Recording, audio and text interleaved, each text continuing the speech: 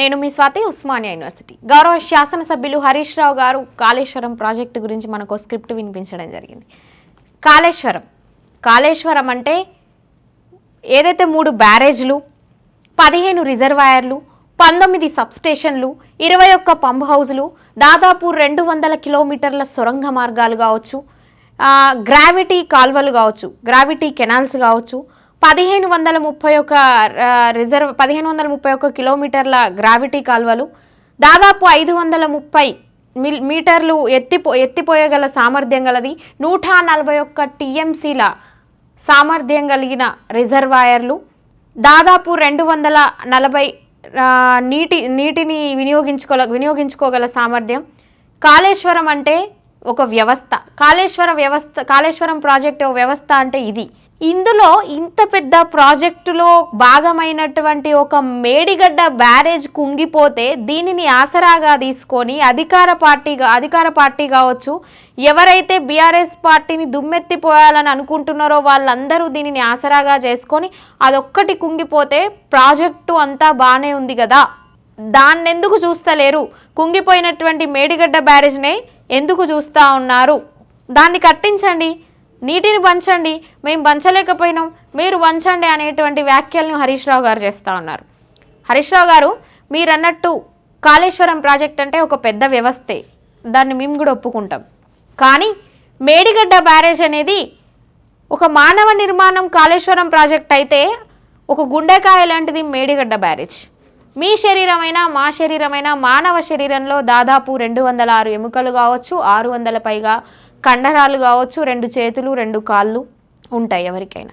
కొన్ని అవయవాల సమాహారమే మానవ శరీరం. అందులో గుండె పని చేయకపోతే మానవ శరీరం పనిచేస్తుందా? శరీరానికి ప్రాణం ఉంటుందా? మరి ప్రాణం లేని శరీరం ఏ విధంగా పనిచేస్తూ ఉంటుంది, ఏ విధంగా ముందుకు పోతూ ఉంటుంది? అట్లనే కాళేశ్వరం ప్రాజెక్టుకి గుండెకాయ లాంటి హార్ట్ లాంటి మేడిగడ్డ బ్యారేజ్ కుంగిపోయింది. అన్నారం బొంగలు ఏర్పడ్డాయి. సుందిల్ల కూడా నామమాత్రంగా కొనసాగుతూ ఉంది. అసలు అక్కడ భయంకరమైనటువంటి కాగ్ రిపోర్ట్ చెప్తా ఉంది, దాదాపు కొన్నాళ్ళ పాటే ఈ కాళేశ్వరం ప్రాజెక్ట్ అనేది కొనసాగుతూ ఉంటుంది, ఇది కూలిపోయే ప్రమాదం ఉంది, అటు పోతే ఆ మల్లన్న సాగర్ భూకంపాలు వచ్చేటువంటి ప్రదేశంలో కట్టబడి ఉంది అని కాగ్ రిపోర్ట్ ఇవ్వడం జరిగింది. కాగ్ రిపోర్ట్ను అసెంబ్లీలో కూడా పెట్టడం జరిగింది అధికార పార్టీ కాంగ్రెస్ పార్టీ. ఇంత కళ్ళకు గట్టినట్టు నిజాలు కనిపిస్తూ ఉన్నప్పటికీ కూడా మిమ్మల్ని మీరు సమర్థించుకునేటువంటి ప్రయత్నాన్ని, మీ ముఖ్యమంత్రి గారిని సమర్థించుకోవటువంటి ప్రయత్నం, మీ బీఆర్ఎస్ పార్టీని ఇంకా తలకెత్తుకునేటువంటి విధానం ఏదైతే ఉందో సిగ్గుచేటు. ఎందుకంటే దాదాపు బీఆర్ఎస్ పార్టీలో కావచ్చు, బీఆర్ఎస్ పార్టీ అంటే కేవలం కల్వకుంట్ల కుటుంబం, ఆ కుటుంబంలో అంతో ఎంతో క్రెడిబిలిటీ ఉన్నటువంటి లీడర్, అంతో ఎంతో కొంచెం కష్టపడతాడు అని ప్రజలు చెప్పుకునేటువంటి లీడర్గా హరీష్ రావు మీరున్నారు.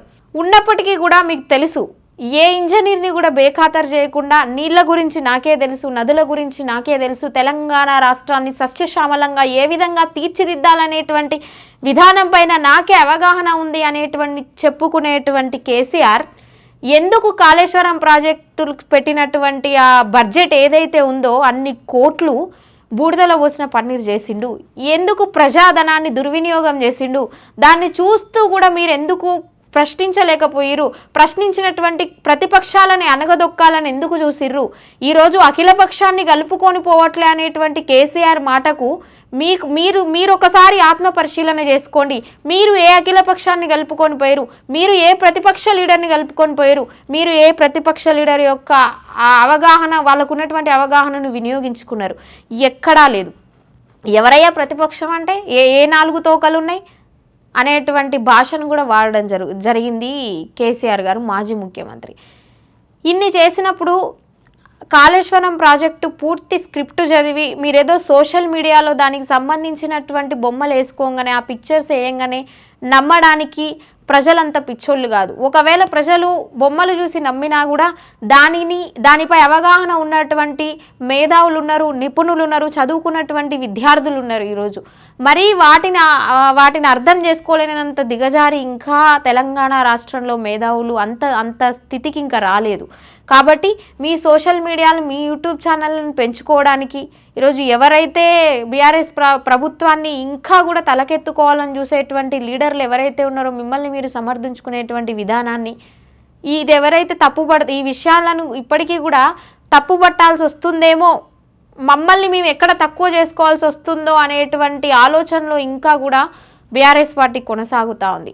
కాళేశ్వరం ప్రాజెక్టులో మేడిగడ్డ కుంగిపోతే 16 టీఎంసీల నీళ్లు ఎందుకు ఆంధ్రప్రదేశ్కి మీరు రిలీజ్ చేయడం జరిగింది?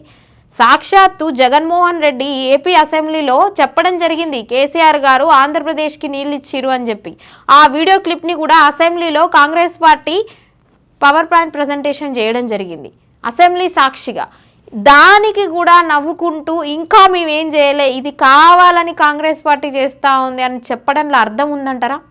ఇదేనా చదువుకున్నటువంటి ఒక వ్యక్తులు, బాధ్యతాయుతమైనటువంటి కొంతమంది రాజకీయ నాయకులు రాజకీయ సౌలభ్యం కోసం చేసేటువంటి పనులను ప్రజల మీద పులమడానికి ఏ విధంగా మీరు అర్హులు?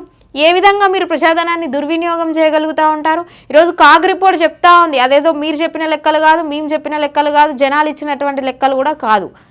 కాగ్ రిపోర్ట్, దానికి కాగ్ రిపోర్ట్ కాకుండా డ్యామ్ సేఫ్టీ అథారిటీ కూడా చెప్పింది భయంకరమైనటువంటిది మల్లన్న సాగర్, అక్కడ కట్టినటువంటిది మొత్తం భూకంపాలు వచ్చేటువంటి ప్రదేశం. కాళేశ్వరం ప్రాజెక్టులో కూడా సుందిల్లా అనేది నామమాత్రంగా సాగుతూ ఉంది. అన్నారం బ్యారేజ్లో కూడా బుంగలు ఏర్పడి ఇవన్నీ ఈ ఎల్లంపల్లి ప్రాజెక్టు కావచ్చు, ఇవన్నీ కూడా వాటర్ అక్కడ రిలీజ్ చేస్తే ఈరోజు కరీంనగర్ జిల్లా కనుమరుగైపోతుంది. తెలంగాణ రాష్ట్ర చరిత్రను ఎక్కడ కాపాడుతూ ఉన్నావు? తెలంగాణ రాష్ట్ర సంస్కృతిని మీరు ఎక్కడ కాపాడారు? అసలు మేము లేకపోతే తెలంగాణనే లేదని చెప్పుకునేటువంటి లీడర్లు ఎవరైతే కేసీఆర్ గారు ఉన్నారు, కవిత గారు, కేటీఆర్ గారు, హరీష్ రావు గారు, మీకు అంత చిత్తశుద్ధి, నిజంగా మీకు అంత ప్రజల మీద ప్రేమ, ప్రాజెక్టులు తెచ్చి భూములను సస్యశ్యామలం చేయాలనేటువంటి ఆలోచన కలిగి ఉంటే ఇన్ని ప్రాజెక్టులు ఎందుకు ఇది చేసిరు? పాలమూరుని ఎండబెట్టిర్రు, రంగారెడ్డిని అక్కడ నిశ్శబ్దంగా ఎడారి చేసిరు, మొత్తంగా దక్షిణ తెలంగాణని ఎడారి చేసి కృష్ణా జలాలను తెచ్చుకోలేని చేతగానితనంలో మీరు మునిగిపోయారు.